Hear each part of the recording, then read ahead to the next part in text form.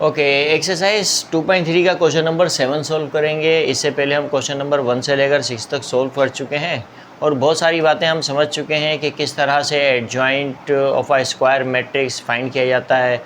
इसी तरह से जो है कि 2/2 में किस तरह से फाइंड किया जाता है, 3/3 में adjoint of a square matrix किस तरह से फाइंड किया जाता है। इसी तरह से इन्वर्स से रिलेटेड क्वेश्चंस भी हम देख चुके हैं और डिटर्मिनेंट 3/3 मैट्रिक्स का 2/2 मैट्रिक्स का किस तरह से फाइंड किया जाता है, तो ये बातें हमें बहुत अच्छी तरह से पता हैं।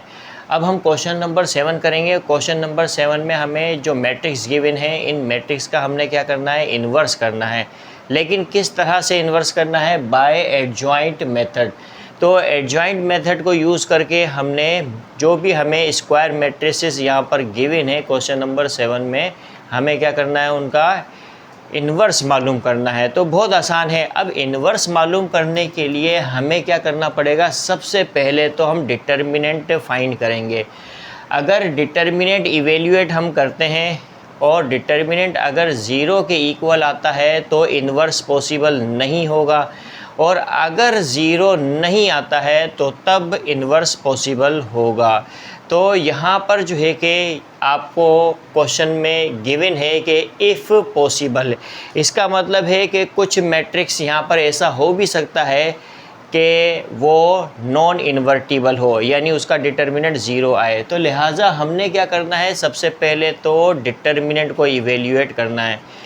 तो हमारे पास क्वेश्चन नंबर 7 का पार्ट 1 है। अब जो है कि मैं क्या करूँगा, इसका एडजॉइंट भी मालूम करूँगा और इसी मैट्रिक्स का डिटर्मिनेंट भी मालूम करूँगा। लेकिन सबसे पहले मैं डिटर्मिनेंट मालूम करूँगा। तो मैं यहाँ सॉल्यूशन लिखता हूँ। सॉल्यूशन लिखने के बाद सबसे पहले तो मैं कहता हूँ लेट। अब इन मैट्रिक्स के कोई नेम गिवन नहीं है तो मैं इसको कहता हूँ, इस मैट्रिक्स को कहता हूँ मैट्रिक्स ए। और क्या लिखता हूँ, 5, 6, 3 एंड 4। ये मैंने क्या किया, इसको नाम दिया मैट्रिक्स ए का। अब मैं क्या करूँगा, इसका डिटर्मिनेंट मालूम करूँगा, यानी डिटर्मिनेंट ऑफ मैट्रिक्स ए क्या होगा, 5, 6, 3, 4। इस तरह से डिटर्मिनेंट फॉर्म में लिखूँगा। ये मैट्रिक्स फॉर्म है, इसको डिटर्मिनेंट फॉर्म में लिखूँगा। अब क्या करूँगा, 5 को 4 से मैं मल्टीप्लाई करूँगा।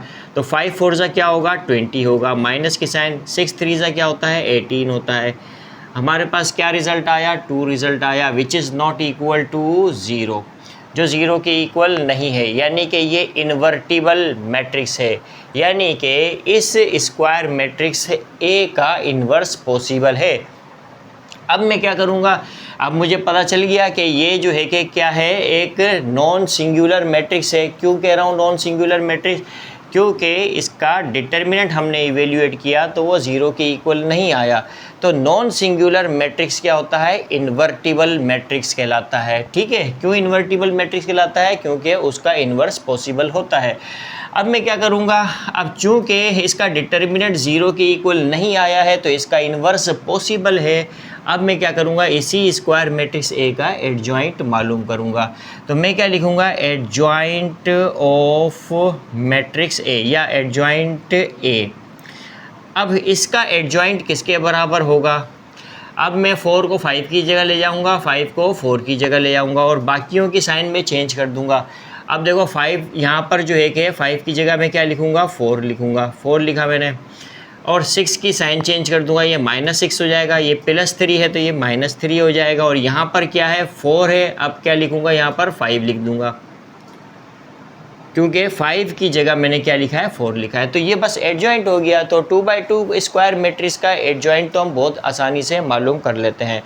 अब हमने क्या करना है कि मैट्रिक्स ए का इन्वर्स मालूम करना है। अब हम जानते हैं बहुत अच्छी तरह से, वी नो डेट, क्या जानते हैं, वी नो डेट, हम क्या जानते हैं कि ये जो ए इन्वर्स होगा, यानी इस मैट्रिक्स का जो इन्वर्स होगा वो किसके इक्वल होना चाहिए, वो होना चाहिए होगा 1 determinant of A into adjoint of matrix A.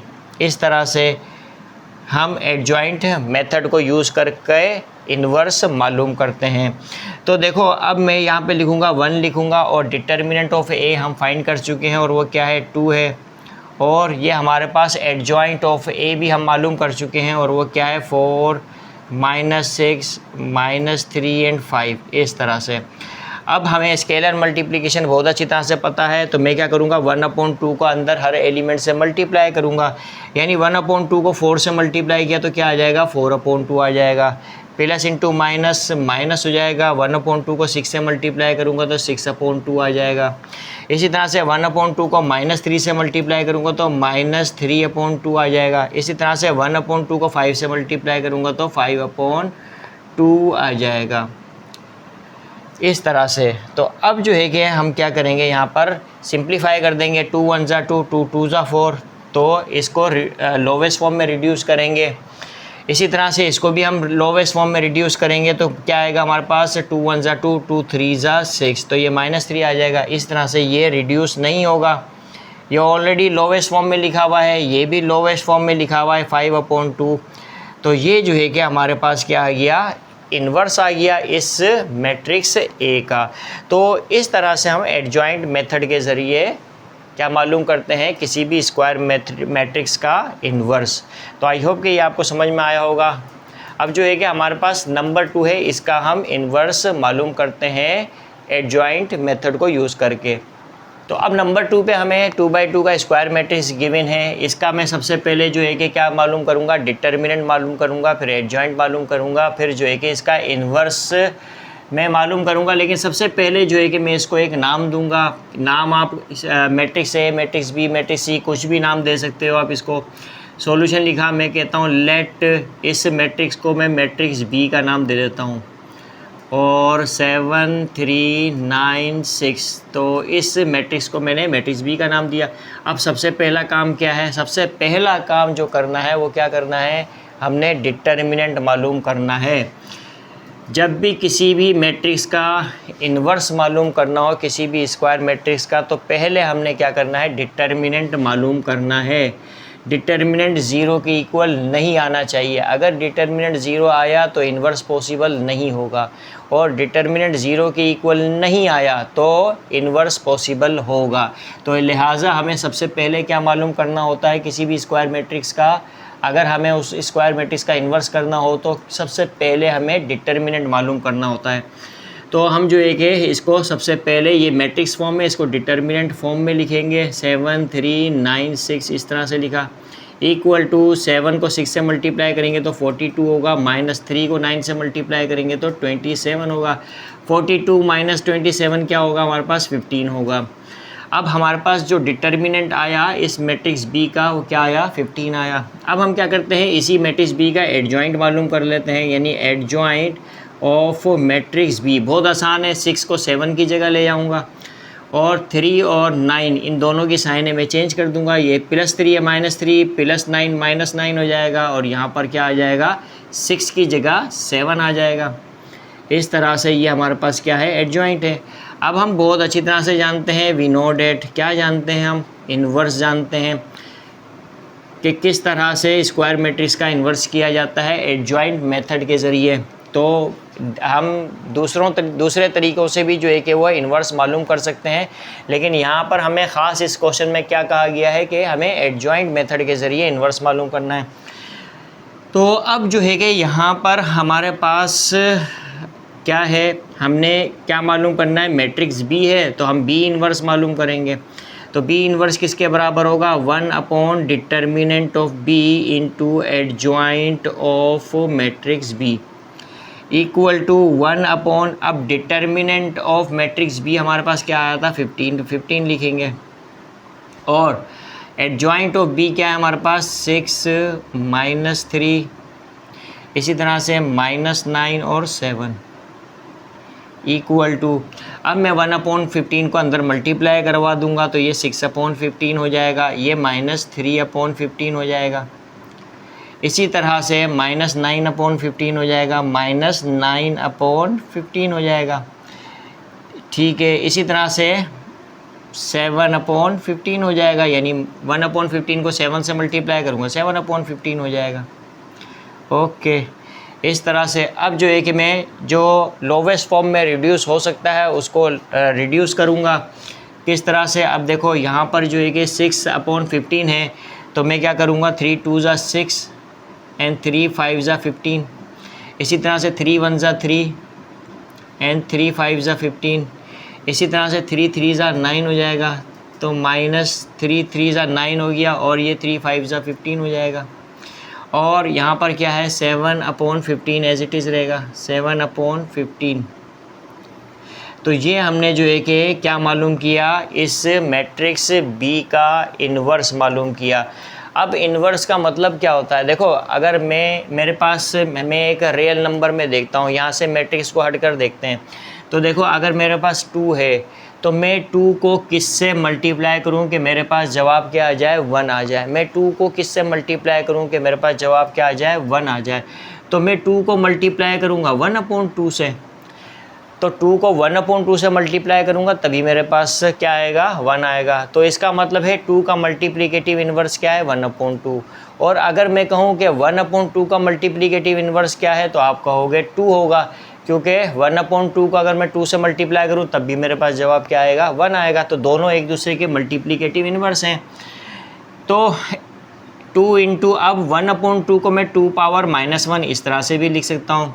इसी तरह से अगर मेरे पास एक मैट्रिक्स ए है, तो इस मैट्रिक्स ए का जो इन्वर्स होगा वो a पावर -1 होगा, और ये किसके बराबर होगा, ये होगा यूनिट मैट्रिक्स के बराबर होगा। किसके बराबर होगा, यूनिट मैट्रिक्स। अब इस यूनिट मैट्रिक्स का ऑर्डर क्या होगा, इसका ऑर्डर वही होगा जो इस मैट्रिक्स ए का ऑर्डर होगा। अब ए को ए इन्वर्स से मल्टीप्लाई करूँ या ए इन्वर्स को मैं ए से मल्टीप्लाई करूँ, मेरे पास जवाब unit matrix of the same order आ जाएगा।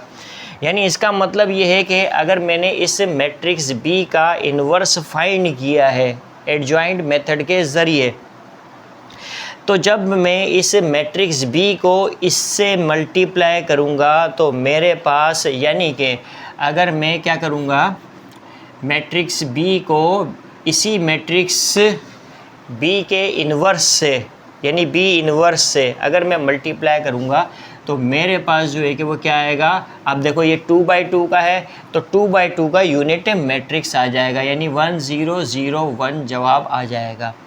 तो ये मतलब होता है इन्वर्स का। ठीक है, तो आई होप कि ये आपको समझ में आया होगा। अब हम नंबर 3 पे, हमें 3/3 का मैट्रिक्स गिवन है और इस मैट्रिक्स का हम इन्वर्स मालूम करते हैं। और इन्वर्स मालूम करने के लिए हमें सबसे पहले तो इस मैट्रिक्स को कोई नाम देना पड़ेगा, और नाम देने के बाद हमें क्या करना पड़ेगा, इस मैट्रिक्स का सबसे पहले डिटर्मिनेंट इवेल्यूएट करना पड़ेगा।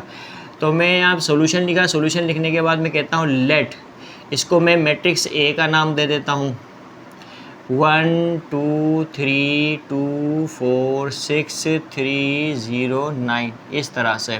तो ये क्या है, इसको नाम दे दिया इस मैट्रिक्स को, मैट्रिक्स ए का। अब मैं क्या करूँगा, इसका डिटर्मिनेंट मुझे इवेल्यूएट करना है। अब इस मैट्रिक्स ए का डिटर्मिनेंट इवेल्यूएट करने के लिए मैं इसको डिटर्मिनेंट फॉर्म में लिखूँगा 1 2 3 2 4 6 3 0 9 इस तरह से। अब देखो मुझे जो डिटर्मिनेंट इसका इवेल्यूएट करना है, अब चूँकि यहाँ पर हमें थोड़ा सा प्रोसेस लंबा करना पड़ेगा, यानी कि हमें जो है कि एडजॉइंट मालूम करने के लिए 3/3 मैट्रिक्स का एडजॉइंट मालूम करने के लिए हमें जो है कि कोफैक्टर्स लेने पड़ेंगे, तो थोड़ा सा काम लेंदी है यहाँ पर। ठीक है, तो अब जब हम 3/3 मैट्रिक्स का डिटर्मिनेंट लेते हैं तो हमें जो है कि काम थोड़ा सा शॉर्टकट में करना है। किस तरह से, अब देखो इसका मुझे डिटर्मिनेंट लेना है तो मैं किस तरह से लूँगा, 1 लिखा मैंने। अब 1 लिखने के बाद मैं क्या करूँगा, 1 पहली रो पहले कॉलम में डिलीट करूँगा तो मेरे पास 4 6 0 9 इस तरह से आएगा। ठीक है, तो मुझे इस तरह से नहीं लिखना है, डायरेक्टली मुझे जो है कि मल्टीप्लाई कर देने हैं। जैसे ये 1 लिखा मैंने, अब ये 1 पहली रो पहले कॉलम में लिखा है, डिलीट कर दिया। मुझे क्या करना है, 4 को 9 से मल्टीप्लाई करना है, 6 को 0 से मल्टीप्लाई करना है और बीच में माइनस की निशानी लगा देनी है। तो ये काम हमें क्या करना है, डायरेक्टली करना है। मैंने 1 लिखा, अब 4 को 9 से मल्टीप्लाई करो तो 4 9 जा 36 होगा, -6 0 जा 0 हो जाएगा। अब माइनस साइन कन्वेंशन हमें अच्छी तरह से पता होना चाहिए, पहला प्लस दूसरा माइनस तीसरा प्लस होगा। अब हम फर्स्ट रो से एक्सपेंड कर रहे हैं इसको। अब जो है कि यहाँ पे 2 लिखूँगा मैं। अब क्या करूँगा, 2 हमें पता है पहली रो दूसरे कॉलम में है, तो 2 6 3 9 2 को 9 से मल्टीप्लाई करूँगा तो 18 आ जाएगा, माइनस 6 को 3 से मल्टीप्लाई करूँगा तो क्या आएगा 18 आ जाएगा, प्लस और ये 3 लिखूँगा। इसी तरह से अब ये जो 3 है ये पहली रो तीसरे कॉलम में है तो 2 4 3 0, 2 को 0 से मल्टीप्लाई करूँगा 0 आ जाएगा, माइनस 4 को 3 से मल्टीप्लाई करूँगा तो क्या आएगा 12 आ जाएगा। बस इतना सा हमें काम करना है। अब यह 36 को 1 से मल्टीप्लाई किया तो क्या आएगा 36 आएगा। अब 18 माइनस 18 क्या होता है 0 होता है, 0 को -2 से मल्टीप्लाई करो तो 0 आएगा, माइनस प्लस इंटू माइनस क्या होगा माइनस होगा, 3 को 12 से मल्टीप्लाई किया तो क्या आ गया 36। अब प्लस 36 माइनस 36 क्या होगा 0 होगा। अब देखो ये हमारे पास 3/3 का एक मैट्रिक्स है और हमने एडजॉइंट मेथड से इस मैट्रिक्स का इन्वर्स मालूम करना था। इन्वर्स मालूम करने के लिए सबसे पहले हमने डिटर्मिनेंट मालूम किया। अब डिटर्मिनेंट क्यों हमने सबसे पहले मालूम किया, इसलिए मालूम किया कि अगर डिटर्मिनेंट 0 आएगा तो ये जो मैट्रिक्स है ये नॉन इन्वर्टिबल मैट्रिक्स कहलाएगा, यानी इसका जो इन्वर्स है वो पॉसिबल नहीं है। तो जिस स्क्वायर मैट्रिक्स का डिटर्मिनेंट अगर 0 आए तो वो नॉन इन्वर्टिबल मैट्रिक्स होता है, यानी उसका इन्वर्स पॉसिबल नहीं होता है। तो इसका इन्वर्स पॉसिबल नहीं है, क्यों नहीं है, क्योंकि इसका डिटर्मिनेंट 0 आया। तो मैं यहाँ पे लिखूँगा since determinant of A is equal to 0 therefore matrix A is non invertible. क्या है नॉन इन्वर्टिबल, यानी कि इसका इन्वर्स एग्जिस्ट नहीं करता। तो ये हमारा जो है कि वो क्या होगा आंसर होगा। तो आई होप कि आपको समझ में आया होगा कि किस तरह से हम एडजॉइंट मेथड के ज़रिए किसी भी स्क्वायर मैट्रिक्स का इन्वर्स किस तरह से मालूम करते हैं।